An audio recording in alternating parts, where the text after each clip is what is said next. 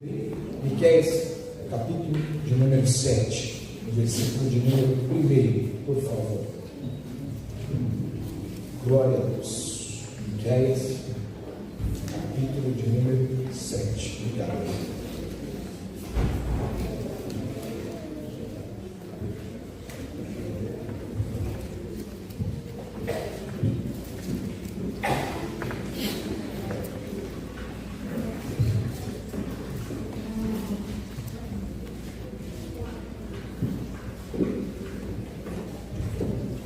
Miqueias, capítulo de número 7, quem encontrou, diga amém. Amém. Quem encontrou, diga me espere.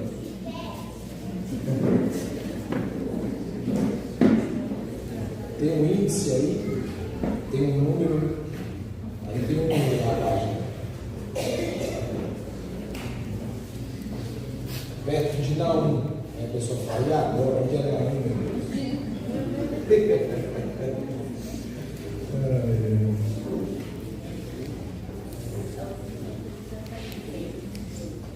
Do lado de Jonas.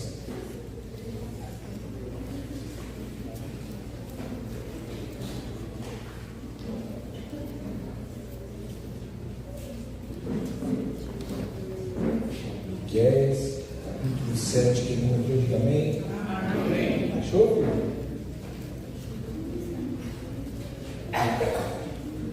Do lado de Jonas, antes de Naum.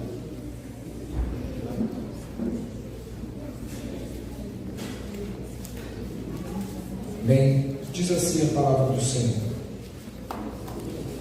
que desgraça a minha!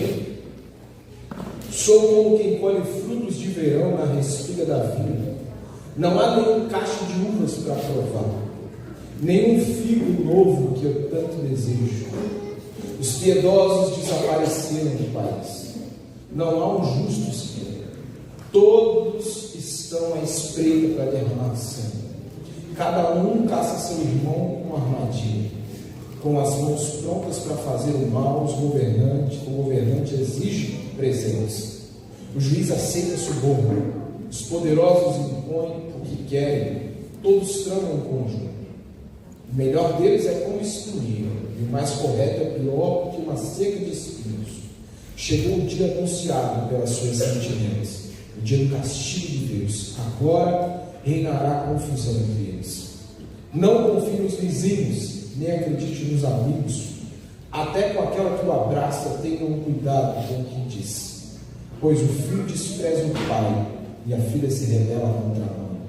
A nora contra a sogra, os inimigos do homem são seus próprios familiares.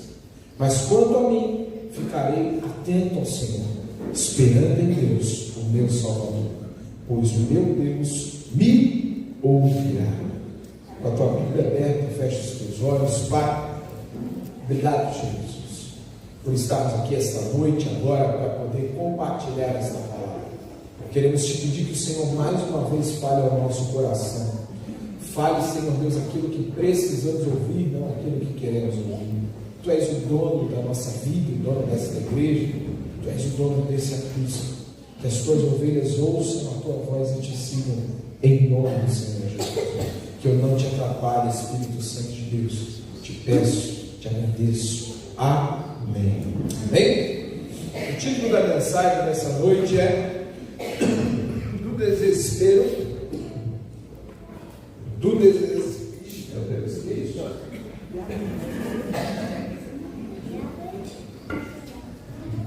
Garganta secou? Do desespero à esperança. De manhã, nós compartilhamos a palavra do Senhor e foi uma bênção. Eu quero compartilhar com vocês essa noite também. O nome Miqueias não é um livro que nós costumamos ler sempre, mas o nome Miqueias significa quem é como Jeová. Quem é como Jeová? Miqueias é um nome hebraico e também pode ser chamado de Micaías. É uma outra tradução deste nome. O profeta Miqueias, ele exerceu o seu ministério durante os reinos de vários reis em Israel e em Judá. Por exemplo, o rei Jotão, o rei Acás, o rei Ezequias. Ele dirigiu a sua mensagem, aquilo que ele ministrava, tanto ao reino do sul quanto ao reino do norte, pois a profecia que ele trazia era para as cidades de Jerusalém, Judá, Samaria e Israel. No tempo do ministério de Miqueias, havia um grande contraste no meio do povo. A classe rica e poderosa oprimia a classe mais pobre, era explorada a classe mais pobre pela classe mais rica. Eles viviam em miséria, o povo mais pobre. Já os grandes proprietários de terra, com o apoio dos políticos e dos religiosos que se tornaram corruptos em Israel, eles ficavam ali tendo vantagem sobre o povo mais pobre. Isso resultou em uma nação totalmente corrompida. Nesse contexto de desigualdade e corrupção, Deus levantou o profeta Miqueias para que ele anunciasse juízo sobre Israel, para que ele pudesse proclamar arrependimento em Judá e apontar que Deus era a única esperança para o seu povo no meio da crise. O profeta Miqueias, trazendo uma palavra de juízo sobre o seu povo, sobre o povo de Deus, ele disse que Deus usaria a Assíria como um instrumento de julgamento sobre o povo de Deus. Quando ele profetizou, de verdade, a Síria marchou contra Samaria no ano 722 a.C. Os assírios também, sob a liderança do rei Senaqueribe, marcharam contra Judá, chegando até os cordões de Jerusalém. Mas durante o cerco que acontecia, o rei Ezequias ele se arrependeu dos seus pecados e Deus teve misericórdia do seu povo, fazendo com que o exército assírio recuasse. Quando Miqueias está profetizando, o povo estava totalmente corrompido, e eu quero falar sobre isso, sobre o desespero do profeta Miqueias, depois a confiança dele em que Deus podia mudar e a esperança em que a terra voltasse a ser uma terra abençoada como era antes. No primeiro versículo, Miqueias vai mostrar que ele estava observando tudo que acontecia. E ele, observando tudo que acontecia, ele se lamenta profundamente. E a primeira palavra que ele escreve no versículo 7 é: que desgraça a minha. Tem gente que não gosta nem dessa palavra, desgraça. O que é desgraça? É alguém que não está vivendo a bênção de Deus ou o favor de Deus. Alguém que está vivendo mais a correção, talvez, do que a bênção de Deus. O povo estava totalmente longe do Senhor, corrompido. E ele disse: que desgraça minha! Eu sou como quem colhe frutos de verão na espiga da vinha. Ou seja, eu estou procurando um fruto que é o símbolo da alegria, que é a uva. Eu estou procurando ter alegria, mas não consigo ter. Vou procurar algo que me traga alegria, mas não consigo encontrar. Não há uvas, não há nada. Não há como dizer que nós temos com que nos alegrar. O vinho simboliza a alegria, biblicamente falando. Então ele vai dizer: não há nenhum cacho de uva, ou seja, não tem como dizer que a gente um dia vai ter alegria novamente. Não há como dizer que a situação é uma situação boa. Ele estava mostrando.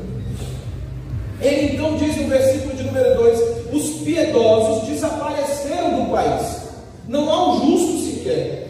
Todos estão à espreita para derramar sangue. Cada um caça seu irmão com uma armadilha.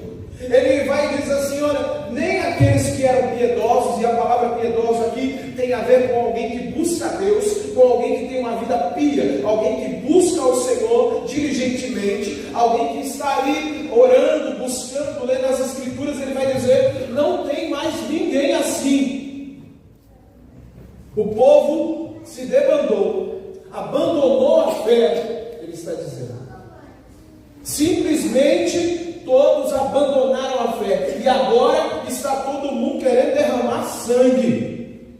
A violência tomou conta dos corações. Cada um caça até o mesmo seu próprio irmão com uma armadilha. Imagine só que loucura que estava naquele tempo. Ele vai mostrar que não existia mais lealdade, porque se o irmão estava tramando contra o próprio irmão, não existia mais lealdade. No verso 3 ele diz: em umas mãos prontas para fazer o mal, o governante exige presentes, o juiz aceita suborno, e os poderosos impõem o que querem. Todos se tramam em conjunto. A liderança totalmente corrompida, os juízes totalmente corrompidos, aceitando suborno para poder fazer aquilo que os líderes queriam. A cidade, o povo estava totalmente em colapso, um povo totalmente longe do Senhor, um povo violento, um povo corrupto, aceitando presentes, aceitando dinheiro em troca de benefícios. Era isso que estava acontecendo. No verso 5 e 6 ele diz: não confie nos vizinhos, nem acredite nos amigos, até aquela que o abraça, tenha cuidado com o que diz, porque o filho despreza o pai, a filha se rebela contra a mãe, a nora contra a sogra, os inimigos do homem são os da sua própria família. Ou seja, até as famílias já estão entrando nessa situação. Acabou o amor, acabou o respeito, agora só existe divisão. Era essa a situação em que Miqueias estava. Se nós observarmos Miqueias, parece que ele está falando de hoje, ou não? Miqueias parece estar falando do dia de hoje. Quando a gente olha para as escrituras, parece até que a história está se repetindo. Não é a história se repetindo, mas é que o homem, ele caminha cada vez ladeira mais abaixo. Enquanto eu ministrava de manhã, eu estava lembrando como era bom há alguns anos atrás. Eu até perguntei, vou fazer aqui agora, vamos ver se o povo fala a verdade. Quem tem 40 anos ou mais aí, levanta a mão. Agora, quem não queria dizer que tinha 40 anos, né? Porque, né, tem gente que tem vergonha, né, de falar que tem 40 anos, né? Eu tenho 38, vou fazer 40 daqui a 2 anos. Mas, se você for parar para lembrar, há uns 35 anos para trás, 40 anos atrás, quando se falava de pessoas de Deus, quando se falava de cristãos, geralmente as pessoas respeitavam alguém que era cristão, principalmente se fosse um líder. Eu estava lembrando aqui de manhã que antigamente, quando um padre passava no meio das pessoas, as pessoas curvavam a cabeça, né? O padre, né, está passando, tal. Queriam dar a bênção, né, para o padre. Quem foi católico, né, pedia a bênção para o padre, beijava a mão do padre, aquela coisa toda. Se um pastor passasse, as pessoas, rapaz, é um pastor, respeita o homem de Deus. As pessoas tinham respeito pelos pastores, pelos padres, pelos líderes cristãos. Quando uma família passava vestida para ir para um culto com a Bíblia debaixo do braço, as pessoas olhavam e falavam: caramba, que legal, todo mundo para a igreja. As pessoas respeitavam o cristão, respeitavam uma família de Deus. Todo domingo, quem era católico ia para a missa no domingo de manhã, fazia a primeira comunhão, segunda comunhão, terceira comunhão, sei lá quantas comunhões são, mas aí fazia toda aquela coisa, e ali, para os pais, aquilo era lindo, era maravilhoso, porque era respeitado.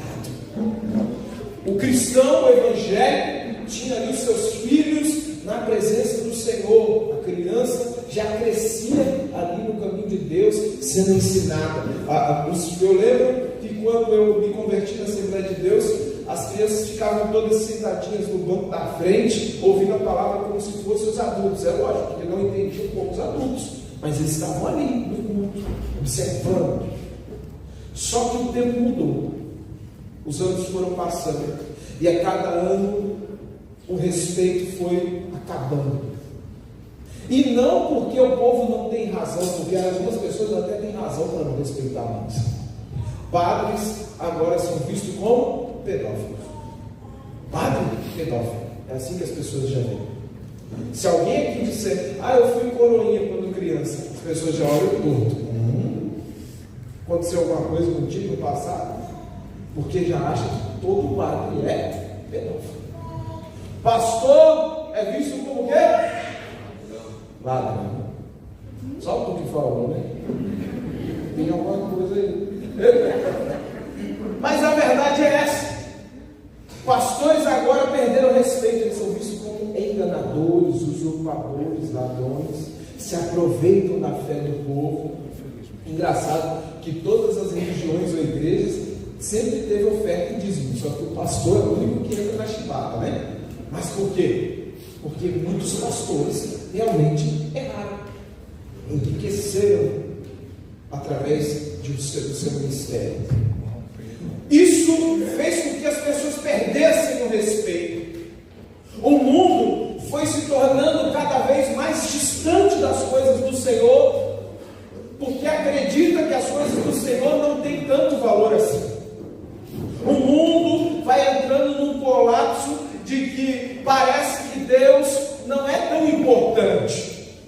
Coisa que há anos atrás você criava uma criança, uma família na presença de Deus, e você perguntava para alguém assim: que religião você é? A pessoa podia ir na igreja somente nos batizados e casamento e dizer: sou católico. Era assim, eu dizia.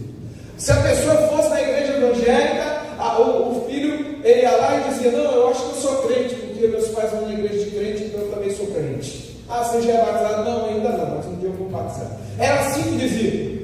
Hoje em dia, às vezes você vai perguntar para um jovem, mesmo dentro da igreja, e eles vão dizer: não, eu não acredito em Jesus, não acredito em Deus. Minha mãe vai na igreja, mas eu não acredito em nada. Esses tempos aí, tinha um jovem que vinha aqui na igreja, adolescente, que ele ia na igreja, criado na igreja da Assembleia de Deus, a mãe ali buscando a Deus e tal. E ele dizia assim: não, mas eu não acredito em Deus. E ia na igreja com a mãe desde pequenininho. Mas sabe o que ele acreditava? Na maconha. É isso que ele acredita. É melhor dizer que não acredita em Deus e fumar maconha do que dizer que acredita em Deus fumando maconha e depois falar assim: de repente eu vou para o inferno, né? Então a gente tapa o sol com a peneira. Eu vou fingir que eu não acredito para poder ver se eu de repente tenho salvação no final. Porque o mesmo ensino que ele recebeu não mudou. Mas hoje as pessoas vão se afastando do ensino bíblico, do ensino cristão. E nós vamos ver que existe um plano do maligno dentro disso. Satanás ele foi colocando o seu plano dentro de anos. E nesse plano ele foi logo de primeiro desacreditando a igreja cristã, desacreditando os cristãos, dizendo para as pessoas que ser cristão é chato, é besteira, é mentira. Quantas pessoas iam à missa ou ao culto do domingo e quando chegavam em casa o pai se alcoolizava e batia nos filhos e estuprava os filhos, ou o filho ia lá e batia no irmão, estuprava o irmão ou o primo, e depois estava todo mundo na igreja de mão dada, na missa, no culto evangélico. E as pessoas foram se afastando de Deus. Líderes que realmente erraram, falharam, porque são pecadores. Isso fez com que as pessoas começassem a desacreditar da igreja. E aí Satanás foi desacreditando a igreja cristã, mostrando para as pessoas que parece que a igreja cristã é desnecessária. É besteira você ir para a igreja. E depois Satanás foi colocando o plano da perseguição. Já que agora a igreja é desnecessária, já que agora a igreja é algo que nós não precisamos tanto, então agora eles começam a perseguir o cristão. Hoje, em alguns países aí, a igreja tem sido duramente perseguida. Cristãos estão sendo mortos por causa do Evangelho de Cristo. Mas nós estamos aqui no Brasil e a gente olha e fala assim: não, mas está tudo bem, aqui no Brasil a gente tem liberdade para falar de Jesus. Porque a gente se preocupa só com o nosso quintal. A gente se preocupa só com o nosso bairro, mal com o nosso bairro. A gente se preocupa com a nossa casa. Então, se para mim está bom, está tudo bem. Mas existem irmãos e irmãs que estão morrendo porque não podem adorar o nome do Senhor Jesus. E nós vemos o Brasil cada dia caminhando para uma perseguição. Hoje, se um pastor estiver pregando na rua, ele corre o risco de tomar uma pancada. Aconteceu em Brusque aqui. O pastor estava pregando na rua, o cara foi para cima dele, querendo bater, quebrar tudo. Acontece, tem uns rapazes que fazem evangelismo na rua, e às vezes eles estão lá pregando o evangelho lá em São Paulo, no meio da rua, e as pessoas vêm e cospem neles, as pessoas vêm e querem bater neles. Por quê? Tanto ódio. Porque o diabo quer parar a igreja de Cristo.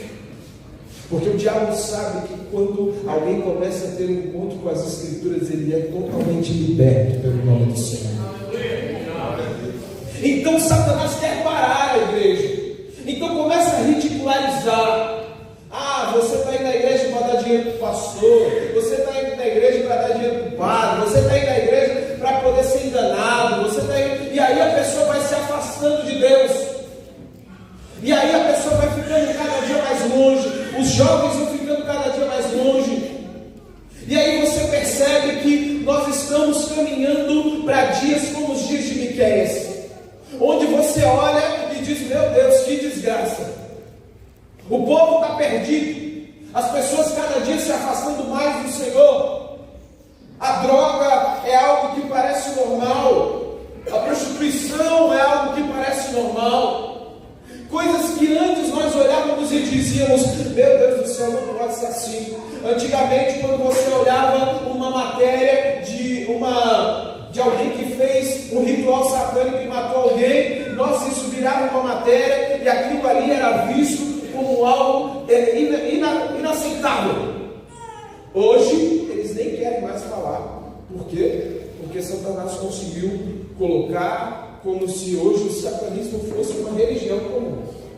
Você tem direito de acreditar em Deus, Jesus e em Satanás. E aí, quando aparece uma notícia, como aconteceu, acho que foi em 2021, alguma coisa assim, de uma mulher que ela fundou uma seita satânica no Brasil, e ela pegava crianças de 8 a 14 anos, sequestrava, e ela arrancava as partes íntimas dessas crianças. Preste atenção nisso que eu estou falando, não converse agora. Por quê? Ela pegava as crianças, levava e cortava as partes íntimas das crianças, e depois matava essas crianças em rituais de magia negra. Aí você olha e você fala assim: meu, mas some tanta criança no Brasil, por quê? Tem um fundamento, só que não aparece mais na mídia. Essa mulher, ela foi acusada pela morte das crianças, ela foi presa, só que quando ela foi a júri popular, o júri popular absolveu essa mulher. Absolveu, no caso, mandou essa mulher para casa. Ela saiu como se não tivesse feito nada. Acredita nisso? Depois de matar crianças em um ritual satânico. Mas sabe quem é que participa dos mesmos rituais? Pessoas que têm dinheiro. Aqui a Bíblia diz que nos dias de Miqueias a sociedade estava tão corrompida e os poderosos, eles se aproveitavam dos mais pobres. Até os juízes e os governantes estavam aceitando suborno. Quando você vê a reportagem, aconteceu isso no Brasil que eu estou falando. O delegado ficou com raiva, todo mundo ficou com raiva, e foram investigar por que essa mulher foi absolvida, tendo matado crianças, feito algo tão terrível. Sabe o que aconteceu? Não sei se você sabe, mas o pessoal que vai participar do júri popular, as pessoas não podem ter contato umas com as outras. Elas só vão lá e falam o que elas entendem, se é culpado ou inocente, quando elas são chamadas. Ouvem tudo e depois vão dizer o que elas acham, culpado ou inocente. Sabe o que aconteceu? Eles colocaram todo mundo no mesmo lugar, fizeram festa com o júri popular, pagaram festa. Olha só o que aconteceu. E eles todos ali, na festa, aquela coisa, depois no dia do julgamento da mulher, eles falaram o quê? Inocente. Olha só o que aconteceu. Subornados. E aí, essa mulher saiu pela porta da frente.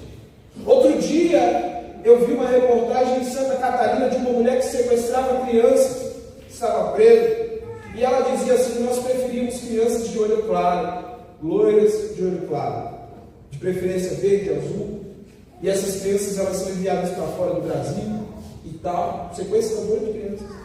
dizendo como se fosse a coisa mais natural do mundo. Ah, mas você sabe para que é que essas crianças eram levadas? Não, eu acredito que elas estão em um bom lugar, porque foram adotadas por famílias maravilhosas. Tem certeza? A maldade está ali. Miqueias disse assim, que um irmão preparava uma armadilha para outro irmão. Imagine, se houve uma época em que um irmão preparava uma armadilha para outro irmão, imagine nos dias de hoje. Que a cada dia, Satanás ele tem ganhado mais espaço. Estamos vivendo dias em que os filhos de Deus, os piedosos, parece que desapareceram. Parece que não existe crente, parece que não existe igreja, parece que não existe um povo que prega o Evangelho de Jesus Cristo mais. Porque a cada dia os pastores estão querendo agradar os clientes. A mensagem parece que não é mais a mensagem da cruz, mas parece que agora a mensagem é a mensagem da autoajuda. Nós temos templos gigantescos, e eu profetizo que em Santa Regina nós teremos um templo gigante, mas aqui não deixará de ser pregado o Evangelho do Senhor Jesus. Porque os templos estão crescendo, mas a mensagem de Cristo está desaparecendo. Vai sendo colocado lá. Não precisa mais. Agora é autoajuda. A gente coloca um livro de psicologia em cima do púlpito.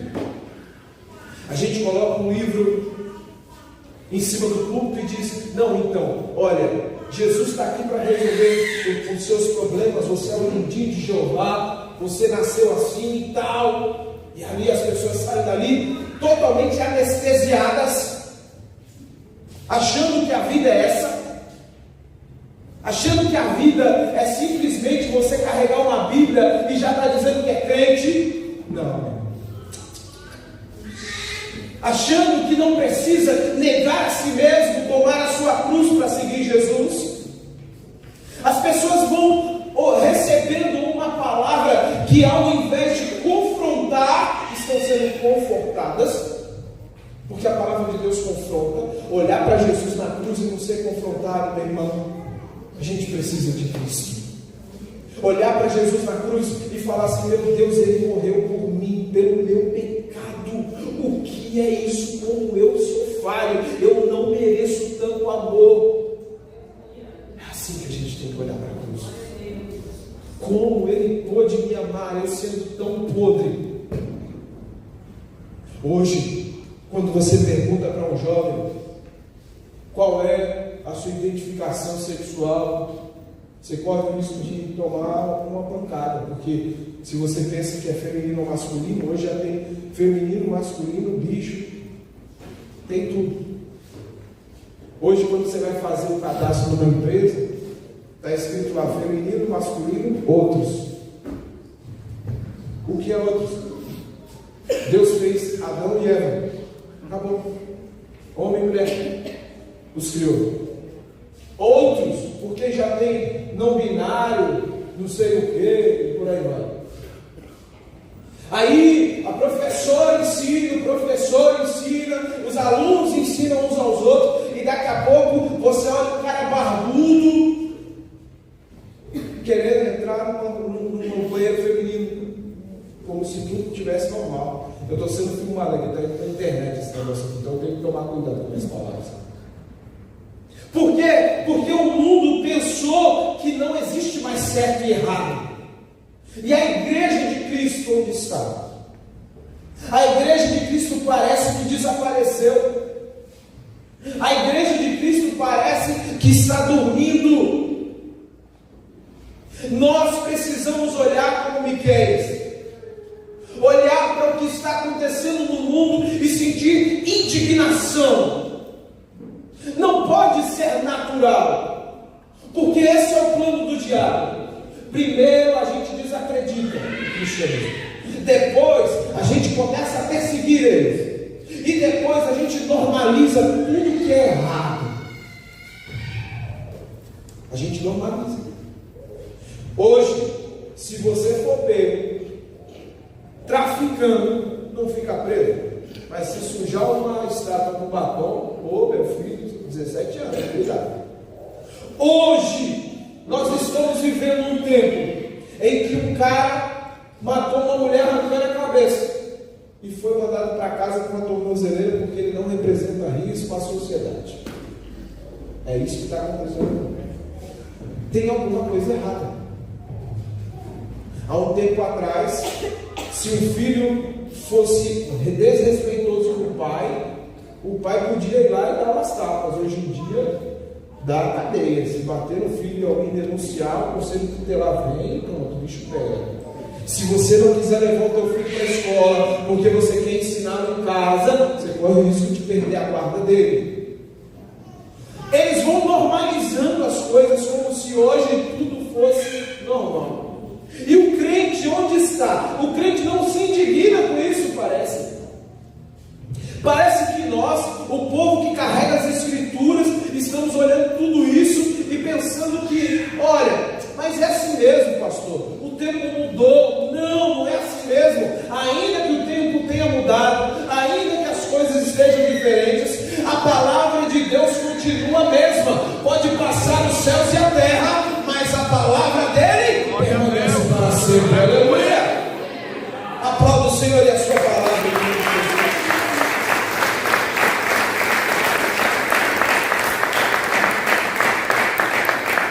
Nós temos a liberdade de pregar o Evangelho ainda. Temos a liberdade de anunciar que Jesus pode libertar alguém das drogas.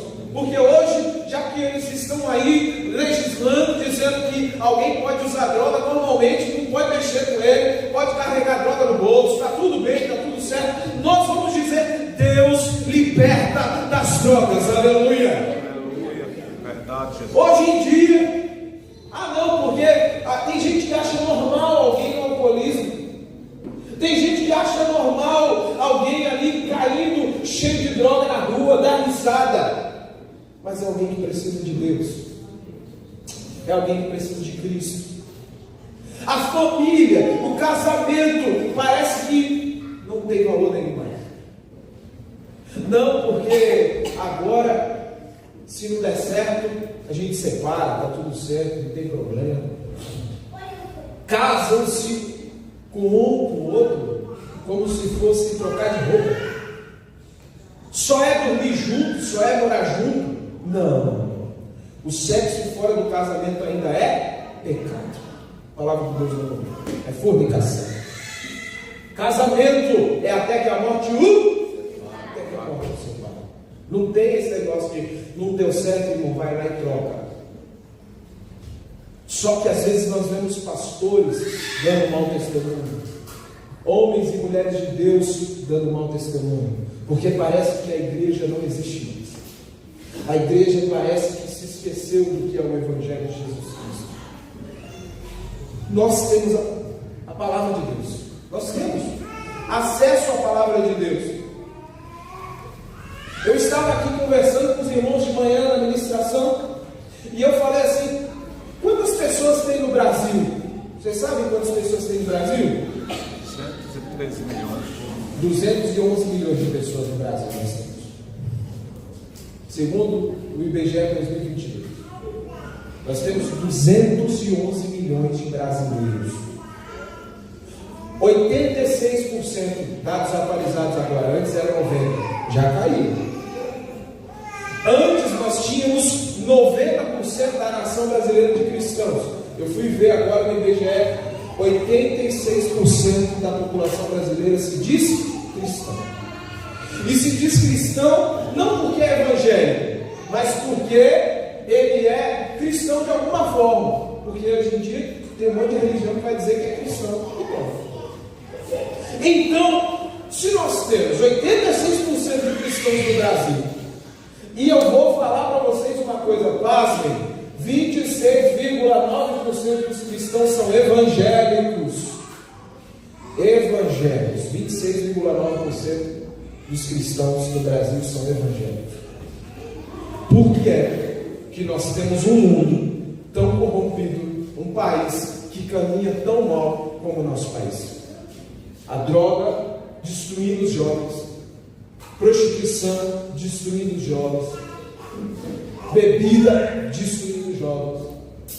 Não só os jovens, famílias inteiras. Por que é que a corrupção está tamanha no nosso país? Nós temos 26%, 26, quase 27% de cristãos, 26,9%. Você vê, é crente demais, lendo a Bíblia. A palavra de Deus, a nossa palavra, a Bíblia que nós temos.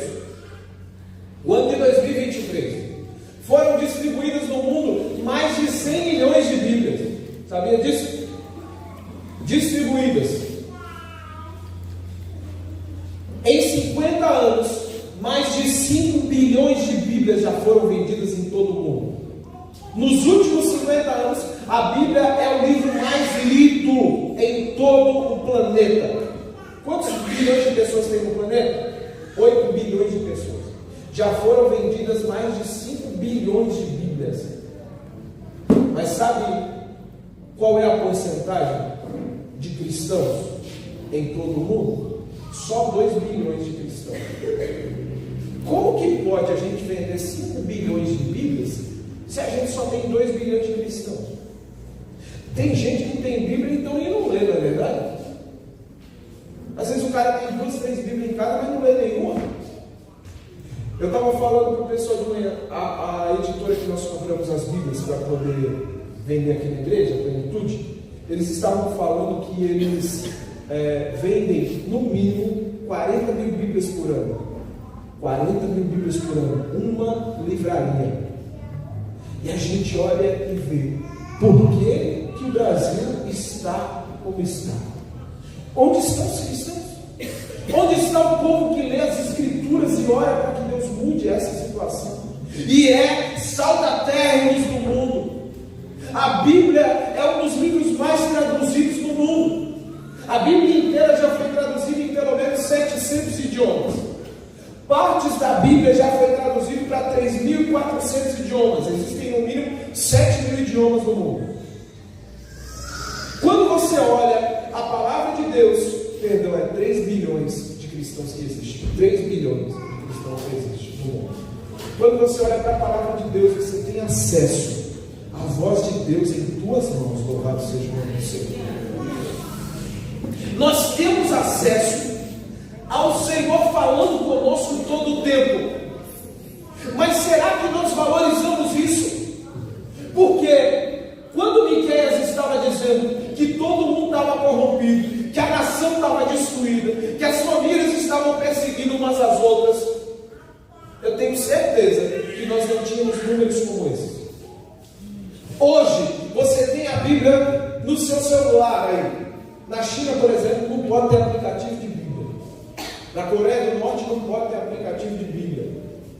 Em alguns lugares do mundo não podem ter a Bíblia em suas mãos. E nós temos acesso à palavra de Deus e muitas vezes não valorizamos essa palavra, porque a gente quer simplesmente massagear o nosso ego. Só que o mundo está caminhando cada dia para um abismo mais profundo. Jovens, adolescentes hoje estão caminhando para um abismo mais profundo. Pessoas que um dia diziam que acreditavam em Deus, hoje dizem que são ateus. 10% da população brasileira diz que é ateu. Sabia disso? Não acreditam mais em Deus. Não querem mais crer no Senhor Jesus Cristo. Por quê? Porque parece que os cristãos sumiram. Um tempo nós éramos respeitados e hoje ridicularizados. Tem crente que se for alugar alguma coisa na casa, eles não querem alugar porque é crente. Não, eu tive muito problema com crente aqui já. Pastores, hoje se você for fazer um cadastro para comprar alguma coisa, prestação, eles riem quando você diz que é pastor. Ah, isso é profissão. E não é. Pastor, por acaso, só fica o tempo inteiro em casa assistindo TV, não faz nada. Isso não é profissão, alguns vão dizer. Tem gente que se envergonha de falar que é pastor. Eu sou pastor. Ainda que eu tenha uma outra profissão, que eu trabalho secularmente, eu sou auxiliar administrativo, mas tem pastor que nem fala que é pastor, prefere falar Já eu sou auxiliar administrativo, eu sou auxiliar de logística, eu sou caminhoneiro, eu sou não sei o quê. Mas às vezes ele é pastor em tempo integral, não trabalha mais na sua área, mas ele prefere dizer que ele é aquilo, porque ele tem vergonha de dizer que ele é pastor, porque as pessoas riem de alguém que diz que é pastor. Ah, mas porque existem os pastores mentirosos? Sim, existem, mas nós temos que ser sal da terra e luz do mundo, nós somos a diferença em nome de Jesus. Aleluia, glória a Deus. Existe gente ruim em todo lugar. Como é que nós, como cristãos verdadeiros, estamos nos posicionando diante de tanta corrupção que o mundo enfrenta? Diante de uma situação de caos tão grande que o mundo tem enfrentado? Miqueias, no seu capítulo 7, no verso 7, ele diz assim: mas quanto a mim, ficarei atento ao Senhor, esperando em Deus, o meu Salvador, pois o meu Deus me ouvirá. E sabe por que ele diz, o meu Deus me ouvirá? Porque ele está dizendo, eu vou orar, e Deus vai mudar o quadro dessa nação. Aleluia! Parece que os cristãos pararam de orar pela nação. Parece que o crente parou de orar pelas suas lideranças. Parece que a igreja parou de anunciar que Jesus liberta, que Jesus cura, que Jesus transforma, que Jesus salva. E não é só no púlpito que nós devemos anunciar, é no nosso dia a dia, para as pessoas que estão à nossa volta, dentro da nossa casa, no meio da nossa parentela. Antigamente os almoços de domingo era o pai, a mãe, os filhos reunidos na mesa, os netos, todo mundo que vinha, até os agregados, cunhado, sogra, aquele povo que às vezes a gente sabe que vinha agregado, mas vinha ali e todo mundo falava assim, antes de comer vamos orar. Hoje em dia o cunhado já senta na mesa, bota aquele prato de pedreiro, começa a comer, e se alguém disser vamos orar, ele fica com a boca cheia e com uma colher na mão. Foi mal, não sabia. Ô irmão, nem agradece a Deus, irmão. Não é assim? Parece que se perdeu. A fé foi se perdendo. E se alguém disser, vamos orar antes de comer, ah, tá brincando, né? Vamos orar antes de comer. Estou aqui cheio de fome. Peraí, irmão, tu não consegue esperar um minuto para uma oração? Se a comida te fizer uma indigestão, a comida estava ruim. Mas nós sabemos que a cada dia o povo esquece que tem um dever a cumprir. Nós, como igreja, nós somos sal da terra e luz do mundo. Nós precisamos fazer a diferença no mundo que está um caos. Quando Miqueias diz, Deus me ouvirá, ele está dizendo, eu irei orar ao Senhor e Deus vai mudar essa situação. Glória a Deus. No verso 8 ele diz, não se alegre a minha inimiga com a minha desgraça. Embora eu tenha caído, eu me levantarei. Embora eu esteja morando nas trevas, o Senhor será a minha luz. Aleluia! Ah, mas o mundo está em trevas. Deus é a nossa luz, louvado seja o nome do Senhor. Ah, mas um dia eu também caí. Fique tranquilo, o Senhor, Ele levanta o caído, louvado seja o nome do Senhor. Nós precisamos lembrar quem nós somos. Deus nos colocou aqui por um propósito. Deus nos colocou dentro de uma empresa por um propósito. Eu costumo pensar que todo lugar que Deus me leva tem um propósito. Amém. Quando o Senhor me levou para dentro de uma empresa, eu falei, Deus, o que é que o Senhor me quer aqui? Por quê? E o Senhor vai e me mostra. E aí a gente vai e entende. E quando chega o tempo, Deus vai e nos tira. Não importa se vai ser 1 ano ou 10 anos, mas você está lá por um propósito. Seja a luz na vida daqueles que lá estão. Porque você vê pessoas confusas muitas vezes do teu lado. E as pessoas esperam que você, por ser um cristão, vai ser alguém que vai trazer luz sobre a vida delas. Eles esperam que você terá algo de Deus para passar para elas. Só que se eu e você nos omitirmos, nós também estaremos corroborando para que o mundo continue do jeito que está. Quando as pessoas chegam até você com um casamento destruído, reclamando, dizendo: esse negócio de casamento não dá certo, eu vou embora de casa, eu vou largar a esposa, eu vou largar o marido. E às vezes você vai, ouve tudo e esquece de dizer: Deus pode mudar a história do teu casamento. Quantas vezes os filhos ou um amigo teu vai lá e diz: meus pais pegam no pé demais, isso, aquilo, começa a reclamar, e você esquece de dizer: a Bíblia diz assim: honra teu pai e tua mãe, para que teus dias sejam prolongados sobre a terra. A gente esquece disso. Quantas vezes as pessoas vêm nos visitar dentro da nossa casa, entra lá e chora a miséria, chora os problemas que estão vivendo, e nós não nos lembramos de dizer: Deus pode mudar essa história, vamos orar, porque Cristo Ele fez na minha vida, e eu tenho certeza que vai fazer na tua vida. As pessoas chegam e dizem, assim como foi ministrado pela Karina aqui: eu estou com câncer, e a gente só sabe o que falar: fulano morreu de câncer, ciclano morreu de câncer. Só que a gente esquece de dizer: eu já vi gente sendo curada de câncer. Deus pode curar essa enfermidade. Aleluia. A gente esquece quem nós somos. A pessoa está lá, o mundo está corrompido, está aparecendo na televisão que o satanismo hoje é uma religião, e nós, o que nós estamos dizendo? Meu Deus, que é isso? Ao invés de dizer: eu profetizo em nome de Jesus que os olhos deles serão abertos e Cristo voltará a reinar nas suas vidas, porque o Senhor morreu por eles também.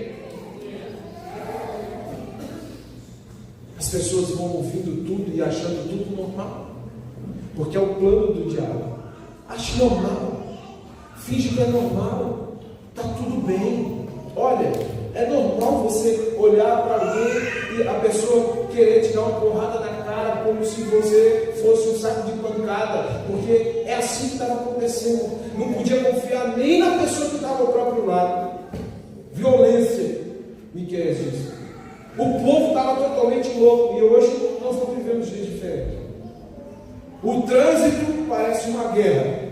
Se você tomar cuidado, você morre no trânsito, porque alguém pode vir te dar uma fechada e de repente você vai tirar satisfação e o cara te mata. Cuidado! Seja luz. O evangelista Rogério estava contando testemunho aqui uma vez, de que aconteceu uma situação no trânsito e ele foi e abençoou a vida do cara. E o cara pensou que ele estava reclamando. Quando ele contou o testemunho, eu assisti online. E aí a gente fica pensando: meu Deus, as pessoas já esperam que o outro sempre vai reclamar, e quando o outro abençoa, ele fica surpreso. O cara está me abençoando em vez de ficar com raiva, porque as pessoas esperam umas das outras sempre a pior parte, sempre, porque o mundo a cada dia caminha para um abismo sem fim. Mas nós devemos nos levantar como Miqueias, em oração, crendo que Deus é a luz que nos ilumina em meio às trevas. Miqueias, ali no versículo de número 9, ele diz assim: porque por eu ter pecado contra o Senhor, suportarei a sua ira, até que Ele apresente a minha defesa e estabeleça o meu direito. Ele fará sair para a luz, contemplarei a sua justiça. Quando ele está dizendo isso, ele está dizendo: eu também sou pecador, eu também falho, mas eu sei que Deus perdoa, eu sei que Deus se levanta com misericórdia, eu sei que o Senhor é quem justifica a minha vida, e Deus é justo, e eu posso confiar nele. Aleluia. Quantas vezes nós estamos assim, olhando para a nossa situação e dizendo: o que eu posso fazer? Eu também sou pecador, eu também falho, eu também erro. Eu e você falhamos, erramos, porém nós devemos nos levantar e dizer: Senhor, tenha misericórdia da minha vida, porque eu quero ser luz na vida das pessoas que estão à minha volta. Eu quero ser luz na vida da minha família, na vida dos meus filhos, na vida da minha esposa, na vida do meu esposo. Eu quero ser luz na vida dos meus parentes, porque a cada dia o mundo está mais corrompido. A cada dia os líderes se aproveitam mais dessa corrupção.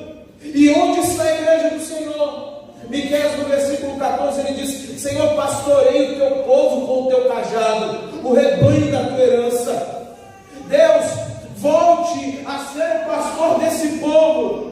Essa tem que ser a nossa oração, para que Deus volte a nos guiar pelo terreno correto. Volte a guiar o povo do Brasil, da nossa nação, de volta ao caminho de Cristo. Ah, pastor, mas a Bíblia diz que vai ficar cada dia pior. Mas a nossa esperança tem que ser que Deus pode alcançar todos aqueles que estão à nossa volta. Aleluia! Aplauda o Senhor em nome de Jesus.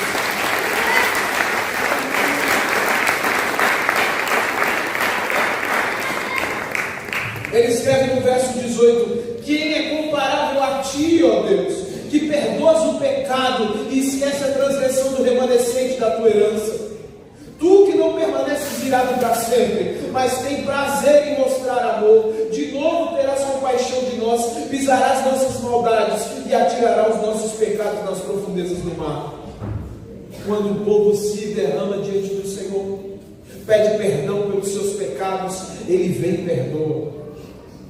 Deus não quer nos lançar no inferno. Nós é que muitas vezes queremos ir para lá. Caminhamos com as nossas próprias pernas por causa do nosso pecado. Porque o prazer de Deus é salvar o pecador, aquele que se arrepende. E onde está a igreja de Cristo? Muitas vezes olhando para tudo isso, olhando para toda essa maldade e simplesmente achando que Deus não está vendo, ou que é assim mesmo. Não, nós devemos olhar tudo isso e crer que o Senhor pode transformar tudo em uma esperança. Nós precisamos ter a esperança, fique de pé nessa noite, de que Deus pode mudar esse quadro da nossa nação. Parar de olhar para tudo e achar normal. Parar de olhar para a prostituição que o mundo está e achar normal, achar engraçado. Parar de olhar para as pessoas afundando na lama do pecado, na destruição que o mundo tem oferecido e achar tudo normal. Não dá para ser normal. Nós precisamos confiar no Senhor, mesmo quando tudo parecer perdido. A nossa esperança tem que ser o Senhor. Ah, pastor, mas a gente só olha para um lado e para o outro, é só trevas. Sim, é só trevas. Mas nós somos luz em meio às trevas, em nome de Jesus. Nós precisamos ser aqueles que vão trazer luz sobre a vida das pessoas que estão nesse mundo.